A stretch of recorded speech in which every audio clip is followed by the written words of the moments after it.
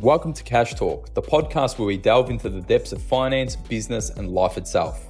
I'm your host, John Cachia, a multi-award-winning wealth advisor with a passion for empowering ambitious Australians to confidently achieve financial freedom. Hey everyone, before we get started, this is a quick reminder that everything in this podcast is of a general nature and nothing has been tailored to your personal circumstances. So please seek personal financial advice before acting on this information.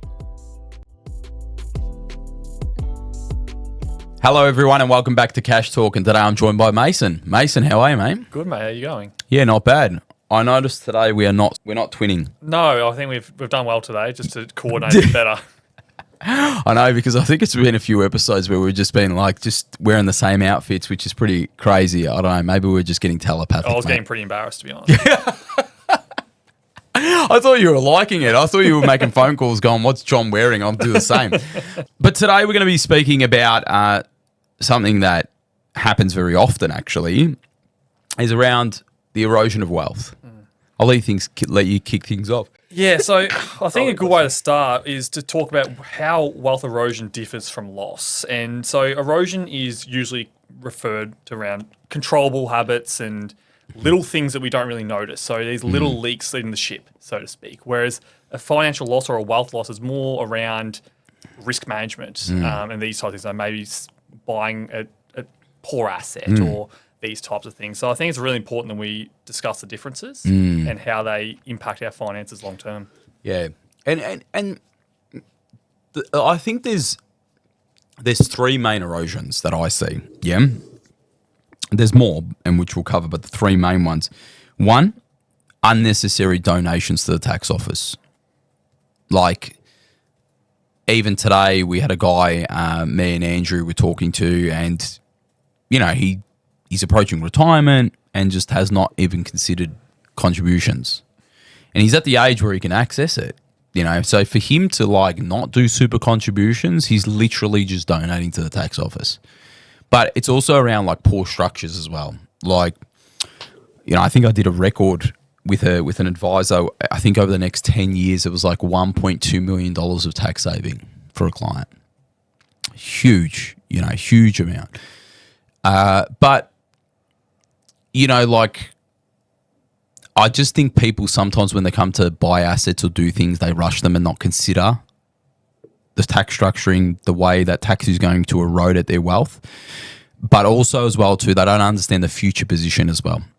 And so because you don't understand the future position on your current situation, the tax impact might not be huge, but moving forward it will be. I was speaking to a prospective client earlier this week about a $1.6 million portfolio, all in her own name. Not only is it having tax consequences now, but then the compounding effect and what that means, and she's quite young. What does that mean moving forward? So we need to kind of look at that portfolio. We need to look at how it's being addressed. It's currently in that state. How do we move it out of that state tax efficiently? Because you're going to have, like, you move assets, and let's say we wanted to move it into different entities. That's going to have capital gains. What is each individual asset doing under there? So we need to be aware of it, and then what do we need to do to address it? Okay, so tax is one of the biggest erosions of people's wealth. Second one, in my opinion, unnecessary fees and interest. And so, Mason, it's a big thing about what we do in regards to focusing on being efficient when it comes to fees and also things like loans, payment, and whatnot. And the government, ASIC, they agree with us, don't they? 100%. It's one of the key measures they sort of look at us on. It's like, well, why are you potentially moving to another fund if it is more expensive? Like, you need a really good justification to do that. And it is hard to justify. Sometimes there are reasons, like there might be certain features that you're after that could be really beneficial, but often we are looking for what is the lowest cost option that's going to deliver us the results that we're after. If you've got a side-by-side comparison between, say, two different products, they're providing the same level of benefits or the same benefits, but one person's fees or one company's fees is more than the other, where's the justification? Now, what happens is a lot of these, this is where I talk about the middlemen. The justification usually, especially in the investment world, is, well, we have experts that know more than what the market knows. Data doesn't say that. Data says that the people that are saying that actually don't know what they're on about, and actually you're paying for something that you're not getting a reward of. And then sometimes people will say to me, oh, well, John, you're a financial advisor. Isn't that your job? No. We can control what we can control, and what we don't control, we don't control. And one thing I can't control is what happens in the stock market, property market, interest rates. But there's a hell of a lot that I can control. Tax being one, fees being another, unnecessary interest payments to third parties. And I can control those. You can control those. Well, I think the value of advice report, which quantifies value, like just in those ones alone, I think it's about 2% better off by just managing those. And I reckon it might be more. The third one, biggest one, in my opinion, is people making dumb decisions. Yeah, wealth erosion from dumb decisions. And that behavioural mistakes that they make, so many people I've seen that have just made silly decisions. I was with my mate today, and we were just talking about this car that this person bought. It's a Rolls Royce 4-wheel drive. It's $1 million car. Yeah. It's done, I think, 4,000 kilometers, maybe. Yeah. And it's been, they've probably lost about $500,000. Now that's a loss, real loss. But when we talk about the decision before the loss, do you get me what I mean? Absolutely. It's silly decisions. Yeah. Absolutely. So erosion happens from compounding of dumb decisions as well. And that's what I'm trying to get at. So there's a behavior there. The loss becomes real when the mistake actually happens, yeah? Or you don't do something and the loss happens, but the erosion is the habitual problem. It's the leakage that happens, it's only a couple of bucks. Well, then a couple of bucks here, but then the couple of bucks becomes hundreds of bucks, and then the hundreds of bucks becomes thousands of bucks, and then that she'll be right mentality sometimes then goes into a real problem. Yeah, it's the I'm having one beer a night, she'll be right, to then forming into a habit that's now a slab a night. Absolutely. And I think that's where erosion is so potentially damaging. Yes. Because it's these little things where it's like, oh, I'm paying a little bit extra in fees. That's okay. I'll solve that next year. I'm paying a little bit more in tax. Oh, you've worked out, it's only about 4% extra. Yeah. That's okay. And with the effort, it's not worth it. Yeah. It's not worth it. So I'll do that next year. We'll figure it out. Doing this year after year, decade after decade, compounding with multiple erosions, all of a sudden you've got a huge leak in your ship. And the longer you leave that leak, harder to patch that up. Yeah, one little hole, you'll be able to patch it, get a few cannonballs going into that ship, and that thing's coming down. Exactly. And I think I love what you said there around the habits of it, because you're either taking a step toward your goal or a step backwards.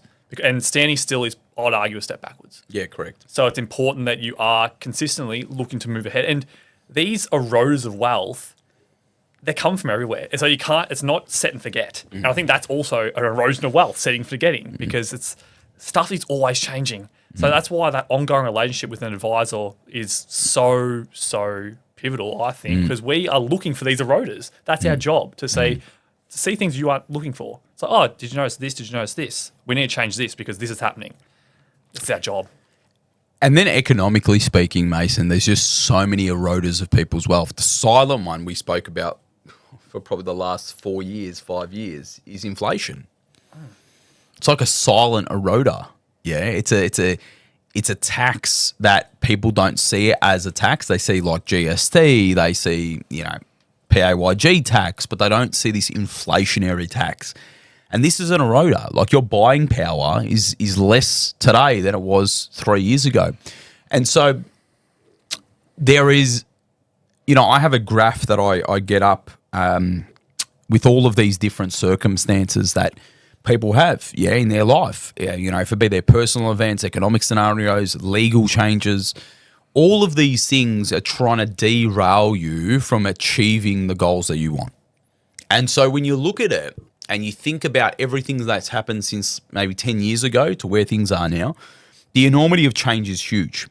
But I want you to think about that enormity of change as all of the things that are trying to derail you. Now, we've classed it into kind of three little distinctful areas, but they're not little. They're huge, yeah? We've just tried to simplify it. And also, like, when you take back one step back and you think about, like, the fees scenario, everyone's trying to take their money away from you. Everyone. You know, so don't think that people are trying to do right by you. You know, I was having a chat to a ETF provider, and I was having a chat to them just around one of their products that they took to market and what's going on there. And did they believe in the underlying asset in itself? They weren't convincing for me. So why would they have it in the market? Like, it's very foreign to me, basically. If I don't believe in what I'm delivering, like, I just wouldn't bring it to market. But you know what? Like, for shareholder value, they're going to be making a mozza because there's a lot of transactions there, so they make money on the transaction. They get money on the holding, a percentage of the holding, and the longer they hold it for. So it's a win-win for them. They make like someone makes a transaction, winning. Someone holds their investments, win. And so they look at volumes then. And they look and say, okay, cool, well, we're going to have all of these flows come in. It's a pretty good asset that we need to kind of get into. Let's take a clip of the ticket. And so then that person takes a clip of the ticket. Then the investment platform provider takes a clip of the ticket. And you work your way through and everyone's taking a clip of the ticket. And so then people say to me and they go, oh, John, yeah, that's why I love property. And you laughed. Because, Mason, it's the same with the clip and the ticket when it comes to property, isn't it? 100% it is. And it's the transaction costs in property in itself make it very, very difficult to make money. Yeah, and then you've got agent fees. You know, when you've got an investment property, you've got, you know, property land tax, maintenance, all of these kind of people that are taking a clip of the ticket. You know, we ran some analysis, and so people that are generally in Australia that are renting a property, minus all of those general expenses and the taxes, income, not including mortgage repayments, so this is if it's fully paid off, the average was 0.85% from an income. So if you think about an asset class and think about the risk scale, like property's up the high end, and from an income perspective, 0.85%. Now, we know that most people investment properties are borrowed against, yeah? They've got debt against them. So, you know, let's say minus 5.5%, let's just call it you're down minus 4. You're then hoping for capital growth to then offset that for you to get maybe 3 or 4%. 3 or 4%, inflation running at 3.5%, you're making 0.5% of your money. And you've got all of these worries and all, like, I'm not putting property down. I love property. I've talked about it many times, but yeah, it's not just shares. It's property as well. It's fixed interests. It's bank accounts. So understanding how to navigate through that is very important because all of that stuff's trying to erode your wealth. Yeah, absolutely. It's hard. It's really hard to navigate all of those things and knowing what is a fair value to pay for these things. Because things shouldn't be free because we wouldn't value them if they were. Correct. So it's important that we do all these things. But something else, John, I find is a really big eroder of wealth is lifestyle creep. So also we want to be earning more money because we want to enjoy things in life. But ideally, we want to be getting our surplus cash flow to that gap should get bigger and bigger because we want to be maintaining our lifestyle and income to go up. However, we do not see that. No. In society in general, because we just tend to spend what we earn. And that's a massive eroder of wealth. So you get a big pay rise and it's just gone. I was like, I don't know where it went. But I reflect on myself, John, and I remember when I first left university, I was earning 45 grand. And I made it work. I still saved. I still invested because you made that lifestyle. But in saying that, now that I earn more than that, my lifestyle's changed. Like I'm not immune to that. And it's just interesting that the surplus isn't quite as much as you would think it was back in the days when I was earning $45,000. And he didn't enter in 1980, all right, just to put it into perspective. But No, I get it, Mason. I was similar. I think my salary when I became full time, I think was 36 grand. Yeah, and so like obviously now I've got a family. There's things that need to happen, but you're right. Like one of the things that once you're increasing your income, the first thing you think about is bettering your life. But people need to be very mindful of what bettering your life means. So, we at Thriving Wealth want to maximize people's lives. It's not like we want them to be hermits and not do anything for the rest of their life. But I think what the lifestyle creep right now is getting to with people is that it's being fueled by debt. Mm-hmm. And that's my issue. My issue is that, yes, you should be trying to maximize your life. Yes, you should be maybe improving your lifestyle. But where's that getting funded from? And people are like, no, I've got a system. And cool, what's your system? And like most people will be like, we pay our credit card, get the points, and then our offset account at the end of the month just pays it off. Cool. So your offset account's just a major credit limit. So if you went over on your credit card, how would you pay that credit card off? We'd have money in the war chest and then we'd just do that. Cool. Do me a favor. When you bought your house, what was your debt? 500,000. Okay, cool. Why is it 750 now? Oh, good point, John. That's my issue. My issue is that it's the debt that's fueling the lifestyle creep. Because what you're doing is you're taking away from future income that inevitably you won't have. Mm-hmm. At one point in time, you want to stop.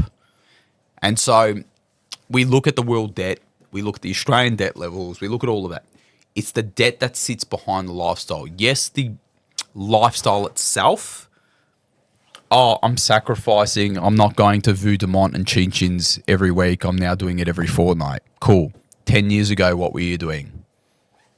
Macca's once a fortnight. Okay, cool. That's a totally different lifestyle. Totally get that. You might have aspired to do that, and it's not like we're wanting to do that. But you being aware of them, what does that impact towards your goals? Is the Chin Chins dinner that you're having every week or every lunch, is that more important than you stopping work when you're 60, for example? Because if you keep doing that, you're going to work until you're 78. And so not understanding the impact is causing the issue. So when you talk about the majority of our clients, it's understanding the decisions they make today and the impact that they're having on the future, because they become aware of that creep. And then they become aware of, is my debt fueling that? And so people really need to look at themselves in the mirror and understand what's actually affecting themselves. And when it comes to the management of your own money, you're clouded, you're grey, you're not clear. There's emotions that are playing havoc on your decision making that you need to navigate through. Absolutely. And I think as part of this lifestyle creep, I find that we pay a lot for convenience. And as technology develops, it's becoming easier and easier to fund this convenience. So I think a very common one that now is Uber Eats. Yeah, or Amazon, mate. Or Amazon. I remember 10 years ago, these weren't really a thing.